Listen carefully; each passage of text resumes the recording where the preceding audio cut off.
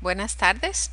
Este es el segundo video que vamos a trabajar después de haber visto sostenibilidad y su relación con las diferentes escalas del diseño. La propuesta metodológica es el nombre de esta unidad en el primer módulo. Estos son los temas que vamos a tratar. En un principio solamente vamos a llegar hasta la metodología de la arquitectura bioclimática.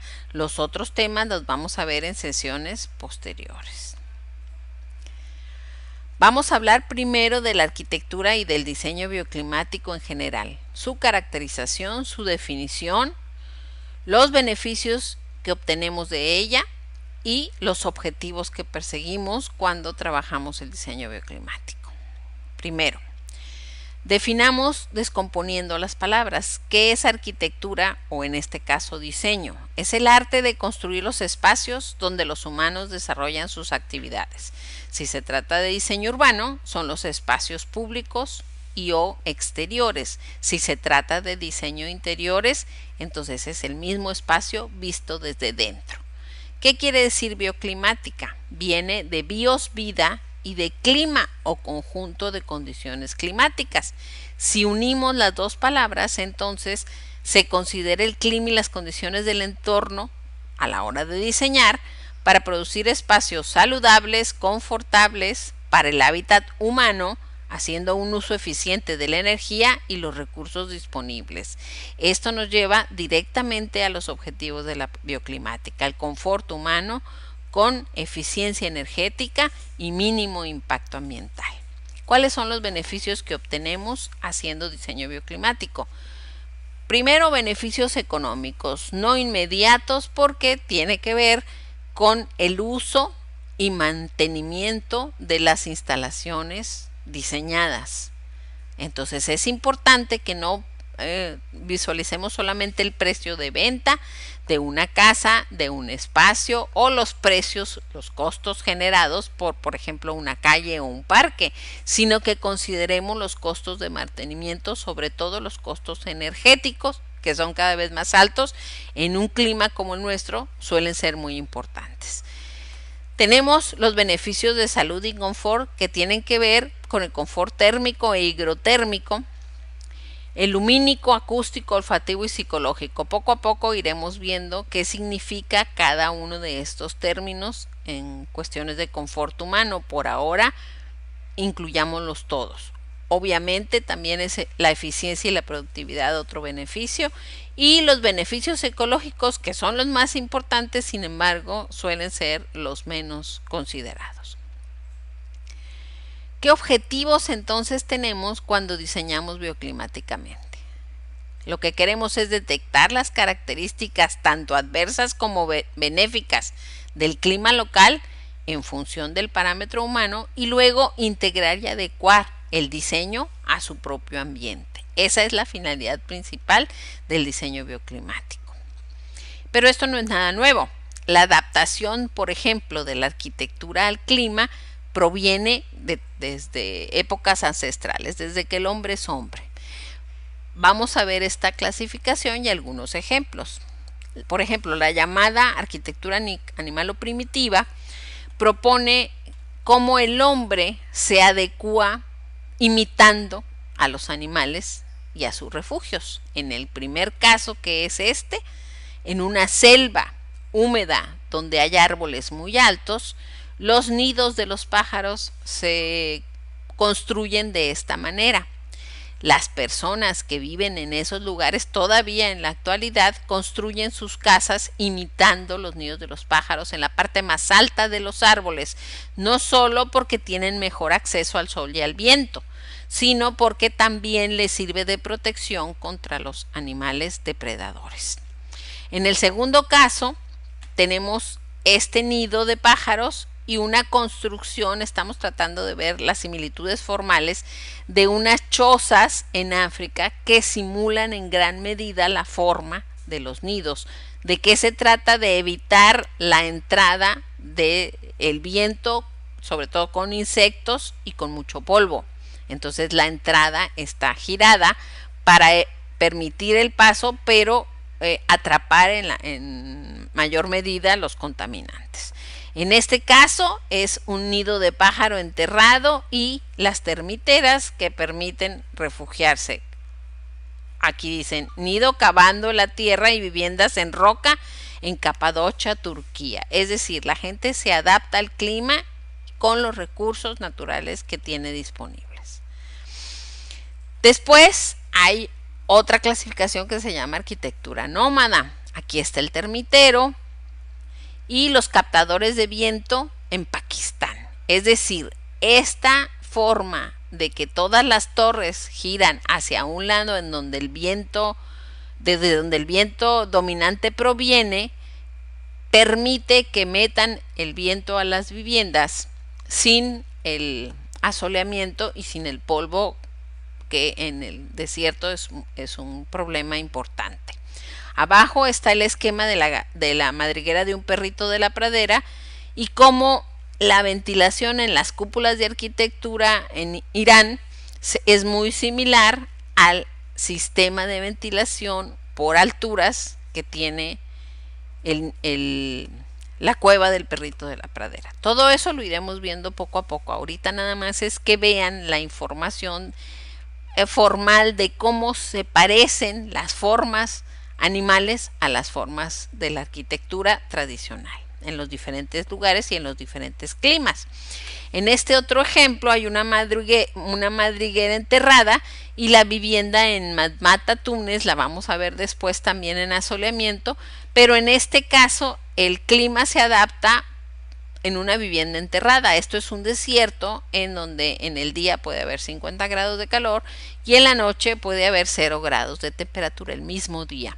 Entonces, si utilizas la tierra como un aislante y retardarte térmico, tú puedes lograr, sabiendo que el calor es una forma de energía que siempre fluye de lo más caliente hacia lo más frío, puedes generar un intercambio térmico retardado, es decir, empieza a entrar la energía calorífica hacia acá abajo en el día, cuando está a 50 grados, pero entra lentamente. La Tierra tiene esa característica o propiedad térmica, permite pasar el calor muy lentamente. Cuando el calor llega a la parte en donde ya está la vivienda, resulta que la parte de arriba ya está completamente fría, 0 grados. Entonces, automáticamente el flujo de calor se voltea hacia el otro lado. Quiere decir que siempre esta capa de tierra está calculada en términos de horas para que nunca llegue el calor intenso a la zona de la vivienda. En este caso, en Mesa Verde, Colorado, tiene que ver con el asoleamiento sobre todo. Las casas debajo de las cuevas están orientadas de modo que este es el verano y este es el invierno. Acá la diferencia de temperatura tiene que ver más con las estaciones que con el mismo día, no es como acá arriba. Entonces acá en verano hace calor, en invierno hace frío. Lo que logran con este tipo de cubierta que está orientada la parte abierta de la cueva hacia el sur, en el hemisferio norte lo que logran es que en verano, cuando hace mucho calor, todas las casas estén completamente sombreadas como se aprecia en la foto. En cambio, en invierno, que hace frío, el sol está inclinado hacia el sur y todas las casas, hasta las del fondo, reciben el calor del sol. Después viene la arquitectura nómada, que tiene que ver, aquí en este caso, con los materiales que hay disponibles. La gente hace sus propios refugios y con las formas y el clima del lugar. Por ejemplo, en el Polo Norte, el sistema más eficiente es el del iglú y no es casual. Tiene que ver la orientación. Está construido con hielo, sin embargo por dentro está perfectamente aislado para que el calor humano y el fuego interno permitan calentar la zona interior y eviten la entrada del frío que viene en sentido contrario. Además, es una entrada enterrada y la forma del iglú semicircular tiene el mínimo contacto posible de una forma o un volumen con el medio ambiente, es decir, la envolvente es la mínima posible para que no haya intercambio de flujo de calor. En este caso se perdería desde adentro hacia afuera si tuviera otro tipo de envolvente con más metros cuadrados. Abajo está la vivienda de las familias en Mongolia Y también igual demuestra cómo construyen en función de las necesidades del clima y de los materiales que tienen disponibles. Esto de las azoteas verdes no es nada nuevo. En Islandia hace ya cientos de años que las casas suben la vegetación, sobre todo los que nosotros llamamos cubresuelos, a sus muros y azoteas, que están hechos de madera, de piedra y de lodo, para poder que les funcionen como aislantes. Aquí está un corte de cómo es la vivienda y como cuando hace frío, esta tierra y vegetales de encima permiten guardar el calor interior de la casa. En las islas griegas, por ejemplo, las casas, la mayoría de las casas están pintadas de blanco. ¿Por qué?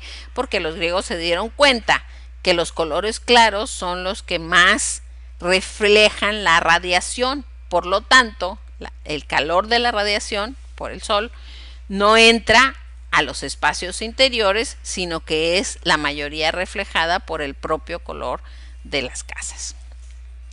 Aquí hay otros casos de aplicación de las formas en la arquitectura vernácula, por ejemplo la casa maya o las calles en Yemen para los urbanistas que son angostas con edificios altos a los lados. Esto garantiza que el ángulo solar siempre será bloqueado y por lo tanto se puede caminar por estas calles sin tener que soportar el sol fuerte de una zona desértica.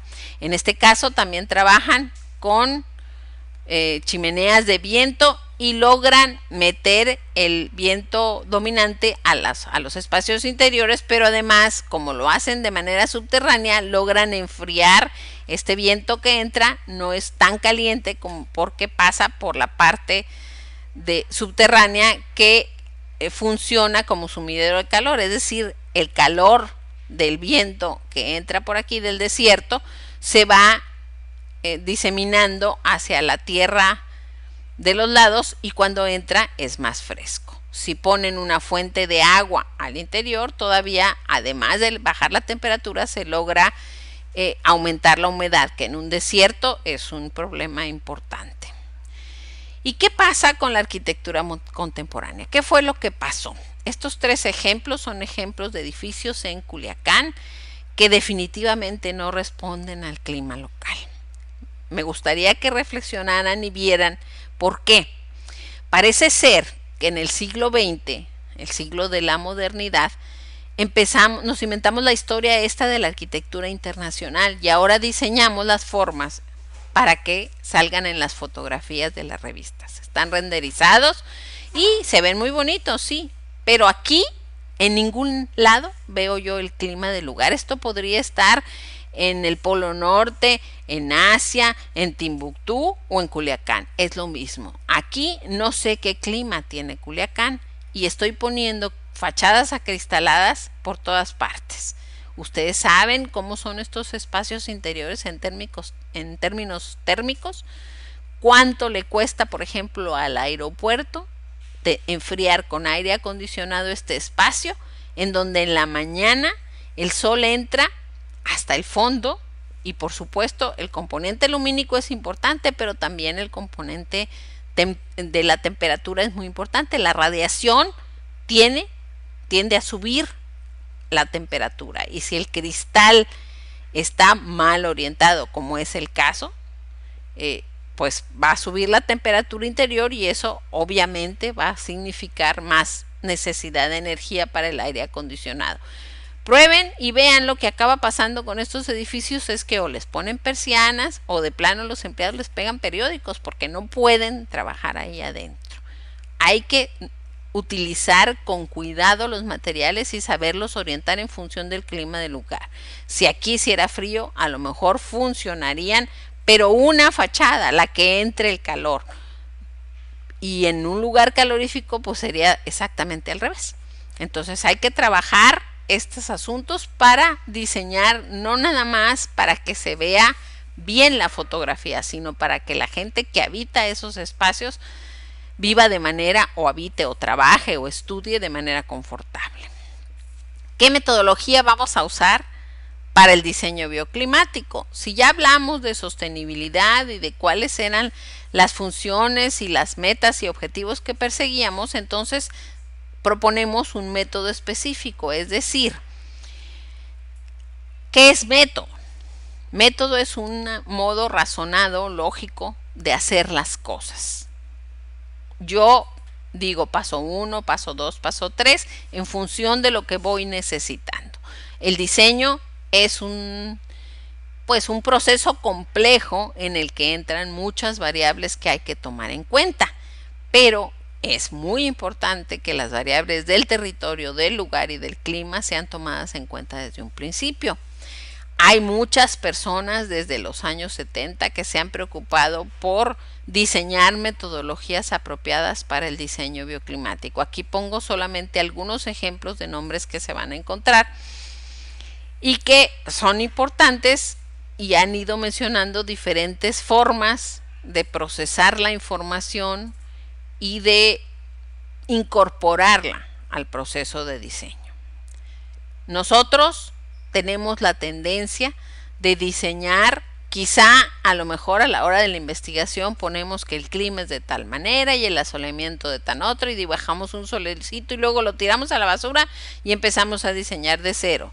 Eso no tiene sentido.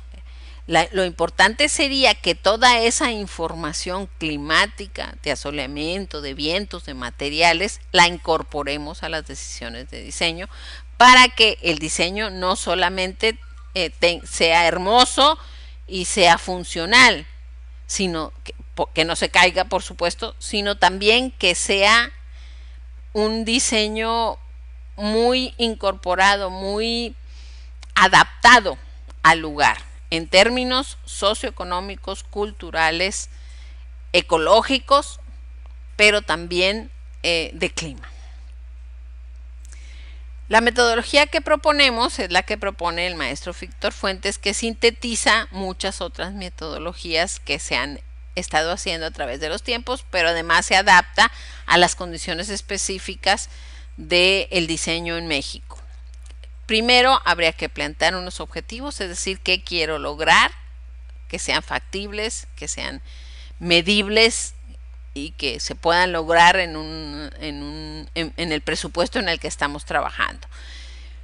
Una vez fijados los objetivos, entonces empezamos a hacer el análisis del sitio y del entorno, del medio natural, del medio artificial y del medio sociocultural. Después analizaremos al usuario en función del confort. Confort quiere decir qué tan bien se encuentra la persona en función del lugar en donde trabaja, estudia, vive o lo que sea necesario. Y por supuesto sus necesidades y requerimientos, que generalmente las procesamos a través de un programa arquitectónico o un programa urbano o un programa de diseño de interiores. La definición de estrategia de diseño sería la tercera parte, es decir, una vez que analizamos el sitio y el usuario, entonces definimos cuáles serían las estrategias de diseño más eficientes para atacar el problema. Es decir, aquí hacemos la problematización con dos variables, sobre todo el lugar y los usuarios, y después, una vez entendidas con claridad estos dos enfoques, proponemos estrategias de diseño de climatización, de iluminación, acústica, de control de contaminantes, etcétera. Una vez que pasamos a las estrategias, entonces lo definimos como conceptos de diseño bioclimático y diseñamos ya los sistemas pasivos, por ejemplo, los dispositivos de control solar para las ventanas, para los patios, para las fachadas, etcétera. Sí vamos a definir sistemas activos o híbridos o exclusivamente pasivos. Si tenemos al alcance las tecnologías apropiadas para proponer y construir el edificio que estamos trabajando, y si la energía y los recursos serán usados de manera eficiente. Una vez que definimos todos los sistemas, entonces pasamos al anteproyecto y lo evaluamos generalmente a través de simulaciones. Ya hay muchas en el mercado disponibles, inclusive gratuitas. Tenemos que trabajar con ellas y hacemos simulaciones, por ejemplo, de confort o energética o ambiental, o inclusive económica y financiera para ver en el tiempo cuánto nos va a costar y cómo vamos a financiar la obra. Ya que se generan las simulaciones, entonces se toma la decisión por cuál escenario optar y se produce el proyecto arquitectónico. Por supuesto, ahí no termina el trabajo del diseñador. Lo ideal sería que pudiera monitorear el ciclo de vida completo de su obra, de su trabajo, para poder enmendar o mejorar en lo posible los errores que se hayan cometido. Este es el esquema básico que propone el doctor Fuentes. Si se fijan, aquí están los objetivos hasta arriba. Después habla del análisis del sitio, medio natural, medio artificial y medio sociocultural. Y después habla del usuario, las condiciones de bienestar y confort necesarias y las necesidades y requerimientos funcionales, espaciales, psicológicas, etcétera, según el tipo de proyecto que se establezca. Una vez que se trabajan estos dos grandes universos, se sintetiza la información o la problemática para proponer estrategias de diseño que darán lugar al concepto básico, ¿sí?, al anteproyecto y a las simulaciones, y una vez que se evalúa el proyecto real de arquitectura. Bueno, pasemos entonces a la climatología como tal. Ya hablamos de los métodos, ahora vamos a empezar a hablar de climatología. Es decir, nos vamos a poner la cachucha de geógrafos o de climatólogos y vamos a empezar a entender de qué se trata este asunto del clima. Primero, hablemos de meteorología. ¿Qué es la meteorología? Es la ciencia que estudia los meteoros. ¿Qué son los meteoros? Ojo, meteoro quiere decir fenómeno atmosférico y hay meteoros climáticos y no climáticos. Después vamos a hablar de esto. Por ahora veamos las escalas del clima. Hay tres: macroclima, mesoclima y microclima. Macroclima es esto que vemos, por ejemplo, cuando vemos un mapamundi con las explicaciones de las corrientes de viento.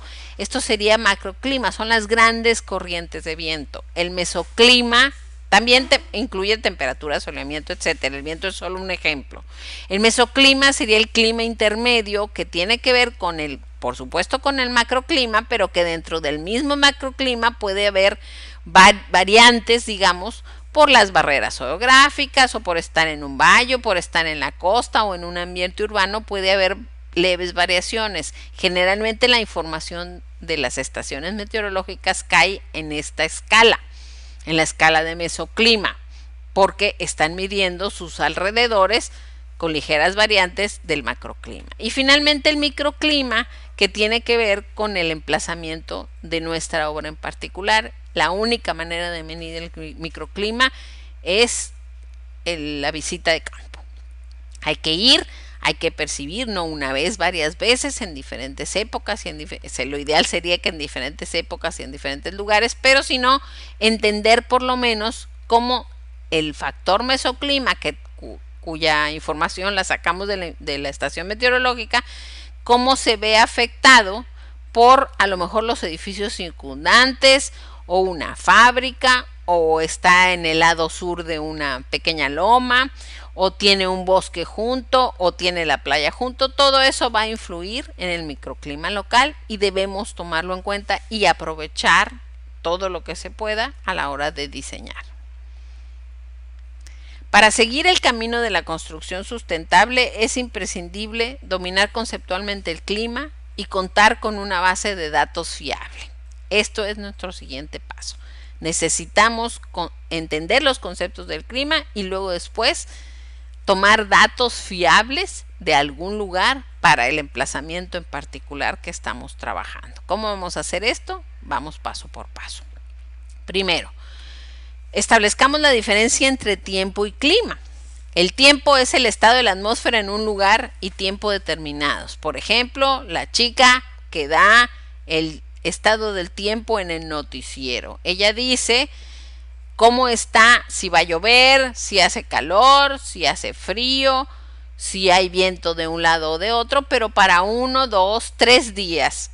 O sea, es el tiempo, es un corte en el tiempo de un momento del asunto. Sin embargo, nosotros no podemos diseñar así porque las casas, los parques, los interiores, las escuelas no son para un momento determinado del tiempo, sino para muchos años. Por lo tanto, tenemos que trabajar con el clima.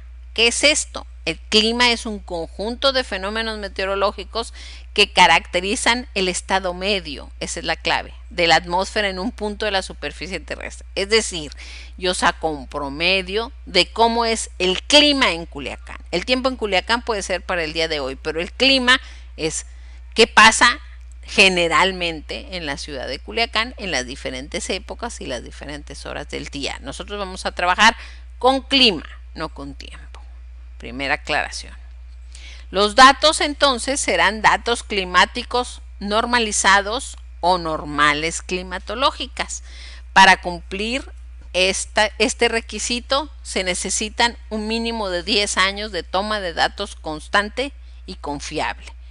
Están marcadas las estaciones meteorológicas, en este caso del Servicio Meteorológico Nacional, están marcadas en su sitio de internet y podemos ver con toda claridad las que son normales climatológicas y de cuánto tiempo, el periodo, para poder diseñar con esos datos. Entonces vamos a diseñar con clima y datos normalizados. Ese es el nombre correcto.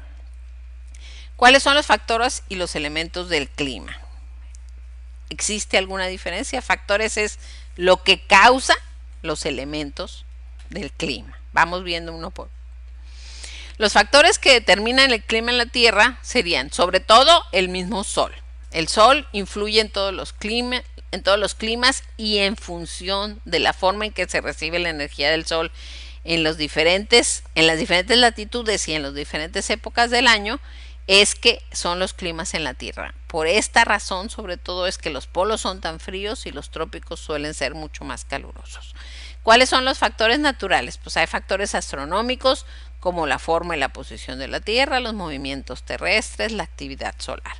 Hay factores geográficos como la ubicación, la latitud, la longitud y la altitud, es decir, en la misma latitud deberían de tener los lugares el mismo clima, pero están afectados por la latitud. Un lugar junto a la playa suele ser mucho más caluroso que un lugar en la misma latitud en la montaña. Hay otros factores como geomorfológicos, es decir, la forma de la Tierra, si estás en la montaña o no, es la altitud, pero además si estás de un lado o del otro lado del cerro, recibirás los rayos del sol de manera diferente, por lo tanto tu microclima se verá afectado. Los factores edáficos, es decir, la composición del suelo, también influyen en el clima. Bióticos, sobre todo relacionados con la vegetación, es decir, el ecosistema del lugar puede influir grandemente el clima. Y finalmente los factores hidrológicos, que tienen que ver con los cuerpos de agua importantes. En el caso nuestro, por ejemplo, los ríos afectan el clima local. Y entre más cerca o más lejos estés del río, tu microclima será diferente. Y si vives en la playa, por supuesto también. También hay factores artificiales que afectan el clima. Se llaman factores antrópicos porque generalmente son modificaciones hechas por el hombre. Por ejemplo, la actividad urbana contra la actividad rural. No es lo mismo el clima en la ciudad que el clima en el campo. Hay un efecto que se llama isla de calor que hace que los centros urbanos sean más calientes que las zonas de sus alrededores. La actividad agrícola, por supuesto, la actividad industrial también afecta y sobre todo depende del tipo de industria. Las contaminaciones del aire, del agua y del suelo, la erosión, la reubicación de las masas de agua, por ejemplo las presas, o la ruptura de los ciclos naturales. Todas estas afectaciones suelen ser impacto ambiental negativo. Estamos modificando el clima y pues la gran síntesis sería aquí el calentamiento global. ¿Qué es meteorología? Vamos a leer esta parte de abajo que explica. La climatología es la ciencia que es parte de la meteorología y estudia los fenómenos climáticos que se presentan en la atmósfera y las leyes que los rigen. Es decir, la meteorología está más arriba que la climatología. Y aquí vemos la explicación. Los meteoros climáticos serían parte de la climatología y son los térmicos, por ejemplo, temperatura, los hidrometeoros que tienen que ver con el agua, humedad, nubosidad y precipitaciones, y los dinámicos, la presión y el viento, que también afectan grandemente el clima local. Pero hay otros meteoros, por ejemplo los fotometeoros, el arco iris, la corona y el halo son fotometeoros que entran dentro de la meteorología, pero no de la climatología porque no afectan el clima local. Otros electrometeoros serían el rayo, el relámpago, el fuego de San Telmo y la aurora boreal. Es decir, son fenómenos meteorológicos, pero no climatológicos. Ok. ¿Cómo medimos estos parámetros meteorológicos de clima que son los que nos interesan a nosotros? Hay diferentes formas de hacerlo. Hay observatorios meteorológicos y estaciones meteorológicas. Ahora los vamos a ver en un mapa. Los observatorios hacen observaciones sinópticas de superficie con parámetros de cada hora. Las estaciones son una instrumentación básica que resume las condiciones climáticas generales diarias. Aquí hay un ejemplo de una estación meteorológica mínima que reúne varios instrumentos de medición: termómetros, higrómetros, pluviómetros, barómetros, veletas, etcétera, cada uno para medir diferentes parámetros climáticos. Aquí empezamos a hablar de cada uno de los elementos del clima y las formas en que se miden. Vamos a poner especial atención en la temperatura porque es uno de los parámetros que más van a afectar nuestro diseño. ¿Qué es la temperatura? Es la cantidad de energía calórica acumulada en el aire. Es decir, no es la energía en sí, sino una forma de medición con el termómetro. Hay todas estas variantes de temperatura y incluye la oscilación térmica, que las vamos a ver graficadas y voy a ir explicando cada una. La temperatura media puede ser diaria, mensual y anual, es un promedio. Acuérdense que estamos hablando de normales climatológicas, mínimo 10 años de toma de datos. Si la temperatura media es diaria, se toma la temperatura cada 10 o 15 minutos y se hace un promedio del día. Y luego esos días se van promediando uno con otro la misma fecha para sacar el mínimo de 10 años. Pero también se puede hacer por mes o por año y eso nos da un promedio. El promedio es engañoso porque, por ejemplo, si promediamos en Culiacán todos los días del año, pues habrá unos días calurosos y otros días frescos y tenemos que a lo mejor la temperatura media es de 25 grados y la gente dice, ay, pues no hace ningún calor, pero porque están promediados. Por eso trabajamos con otros tipos de temperaturas para poder visualizar la problemática local. La temperatura media máxima es también promedios, pero de las máximas diarias. Tomo la temperatura todos los días y la máxima de cada día la voy promediando hasta completar, por supuesto, el mes o el año. Entonces, por ejemplo, la media máxima del mes de agosto sería promediar todos los días de agosto, tomar la máxima y luego promediar todas las máximas del mes de agosto para todos los 10 años o más que se esté midiendo y eso me va a dar una temperatura media máxima. La media mínima es lo mismo, pero con las temperaturas mínimas. También hay temperaturas extremas, máxima y mínima. Estas son históricas, se dan una sola vez en todo el periodo de 10 años o más que se tomen. Por ejemplo, yo digo, la máxima extrema para un periodo de 10 años en Culiacán se dio el 24 de agosto de no sé qué, no sé qué. A esta hora se dio una temperatura máxima extrema, pero nunca se volvió a dar. Igual con la mínima, se dio una mínima extrema en tal día, tal fecha, tal hora, tal año y nunca más se volvió a dar. Estos son factores que se toman en cuenta a la hora de diseñar, pero que en realidad nos interesan más los promedios de máxima y mínima porque es lo que normalmente sucede. Esto sucede esporádicamente. Las temperaturas horarias es otra forma de medir, se extrapolan a través de logaritmos y se puede saber en Culiacán o en el lugar en donde estemos trabajando a tal hora de tal mes cuál es la temperatura promedio. Y eso nos ayuda mucho a diseñar, sobre todo cuando estamos trabajando con espacios que se usan a lo mejor solo en la mañana, como una escuela, o solo en la noche, como un antro, o solo en la tarde, o solo el fin de semana. Teniendo las temperaturas horarias podemos trabajar mejor y tener más claro qué es lo que tenemos que hacer en ese lugar. Finalmente, la oscilación térmica, que puede ser diaria, mensual o anual, se trabaja, es la distancia entre la media máxima y la media mínima. Es decir, el promedio de mínimas y el promedio de máximas, su diferencia nos va a dar la oscilación térmica. ¿Qué quiere decir? Es qué tanto puede variar la temperatura en un día, en un mes o en un año en el mismo lugar. Ese es el cálculo de oscilación térmica, que nos sirve sobre todo para calcular sistemas de masa térmica que veremos más adelante. La humedad es otro factor que junto con la temperatura incide mucho en la sensación de calor. La relación entre la temperatura y la humedad es lo que hace que sintamos más o menos calor. Por eso cuando dicen en los noticieros, en el estado de tiempo, tantos grados de temperatura, pero luego dicen sensación de calor, es que la sensación de calor cambia con la cantidad de humedad. Este es un medidor de humedad que es digital, pero hay otras formas de medir. Antes de lo digital existía el ciclómetro, lo veremos después también, pero comparaba la temperatura de bulbo seco con la temperatura de bulbo húmedo y a partir de ahí calculaba la humedad. Hay todos estos tipos de humedad que se miden con estas unidades diferentes. Nosotros vamos a trabajar sobre todo con la humedad relativa, que se mide en porcentaje, es decir, qué porcentaje de humedad contiene el aire. Si es capaz de contener el 100% de humedad y tiene el 50%, quiere decir que tiene la mitad de humedad que es capaz de soportar. En un desierto la humedad relativa será menor y en un lugar húmedo como una selva será mayor. El porcentaje es muy importante, es la única unidad que trabaja en la humedad relativa.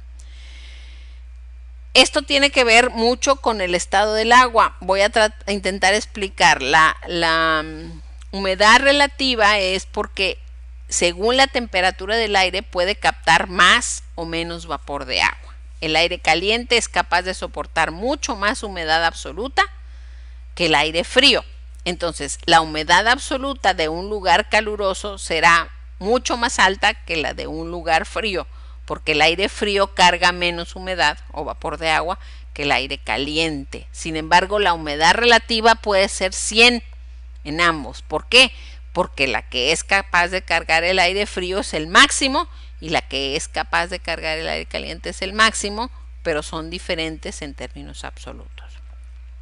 La precipitación no solo es la lluvia, es cualquier tipo de agua que cae sobre la superficie terrestre en forma líquida o sólida. Por ejemplo, la nieve y el granizo también se consideran precipitación y se miden en milímetros. Un milímetro es convencionalmente 1 metro por 1 metro de área. ¿Cuánta agua cae? Si cae 1 milímetro en 1 metro por 1 metro, en realidad es 1 litro. Entonces 1 milímetro sería equivalente a 1 litro en volumen de agua por metro cuadrado.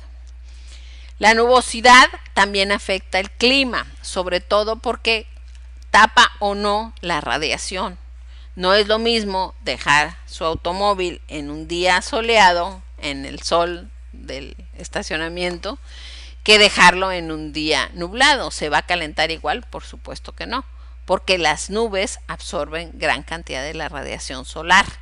Cuando no nos da directo, se quedan en las nubes. Cuando nos da directo, lo absorben los cuerpos que reciben esa radiación directa. Es muy importante el nivel de radiación. Si van a calcular paneles fotovoltaicos, por ejemplo, necesitan calcular la cantidad de radiación que reciben para poder calcular también cuánta energía van a poder cosechar del sol o no. En los lugares nublados como en Londres cosecharán mucho menos energía que en los lugares despejados como Culiacán. La presión atmosférica es un factor que influye de manera indirecta, no es posible verla, sin embargo, influye en muchas de las formas del clima, en la temperatura y sobre todo en el viento, su velocidad y su dirección. Tiene que ver con el peso que ejerce una masa de aire sobre la superficie terrestre y se mide con un barómetro. Depende mucho de la altitud, por eso cuando van ustedes a lugares muy altos, por ejemplo en Ciudad de México, quieren subir escaleras y al segundo piso ya están completamente imposibilitados de seguir subiendo. En cambio aquí a lo mejor a nivel del mar pueden subir 5, eso se debe a la presión atmosférica. El análisis de viento mide sobre todo 2 parámetros, la velocidad del viento y la dirección del viento, y se representa a través de una rosa de los vientos que puede ser circular, octogonal o como ustedes la quieran, pero básicamente lo que dicen estos esquemas que aquí están por mes es la dirección del viento. Por ejemplo, aquí sería suroeste, ¿sí?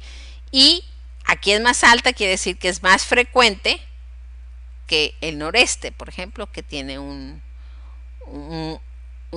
ámbito menor. También se mide y se calcula, se pueden hacer gráficos numéricos, digamos, o tablas, pero las rosas de los vientos representan muy bien cuando hay más viento y desde qué dirección viene.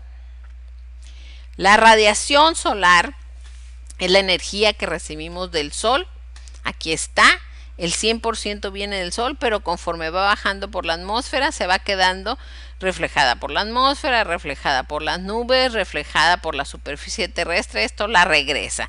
Después una parte la absorbe el terreno y luego finalmente otra vez la vuelve a radiar. Y aquí está cuánto va radiando. Si se fijan, lo que radia es el 64 más el 6%, es decir, el 70% de la radiación es lo que nos llega hasta acá abajo, porque todo lo demás se va quedando en la atmósfera. El calentamiento global tiene que ver mucho con estos parámetros, porque los gases de efecto invernadero están evitando que todo este calor salga en la noche, cuando es el sumidero natural del universo. Captamos todo esto de día, pero no soltamos todo lo que debíamos en la noche, por lo tanto estamos acumulando más calor. Ese es el problema del calentamiento global. El asoleamiento, además de la radiación, tiene otras consideraciones. La radiación es la cantidad de energía que nos llega a través del sol, tanto lumínica como calórica, a través de ondas electromagnéticas. Pero en este caso, en el asoleamiento, tenemos que tener en cuenta la que llamamos geometría solar, porque el sol incide de diferente manera en los diferentes meses del año y en las diferentes horas del día. Y esto hay que entenderlo bien, porque cada paramento o azotea recibirá diferentes cantidades de radiación dependiendo del ángulo en que esté recibiendo esta misma radiación del sol. No es lo mismo por este lado que por el otro lado. Y no es lo mismo en un mes que en otro mes, y no es lo mismo en una hora del día que en otra hora del día. Entonces esto hay que calculando de manera dinámica para saber exactamente cuánta radiación estamos recibiendo en función del ángulo de incidencia solar. Esto se puede aprender en el segundo módulo que ofrecemos de helioarquitectura o heliodiseño. Este es el fin de esta presentación. Espero que les haya servido y consúltenla todas las veces que sea necesario para resolver las siguientes actividades de la semana.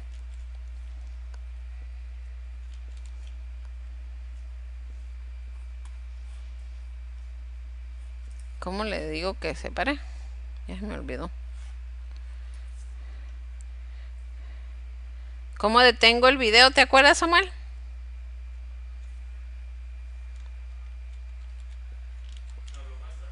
Sí, que sí, ¿cómo detengo el video? No sé, sigue corriendo.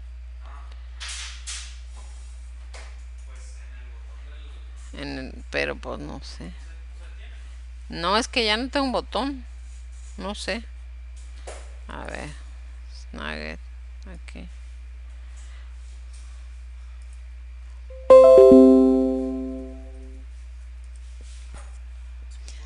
No, no lo he podido detener. Está corriendo y no sé cómo detenerlo. Abra el programa en el buscador.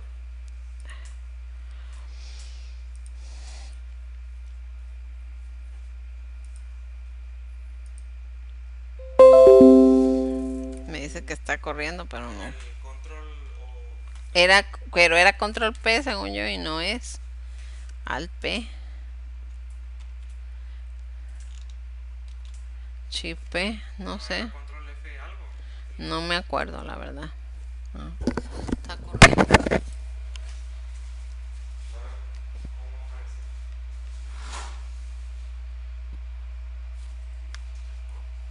¿Me recuerda el nombre del programa? Ese es Snagit.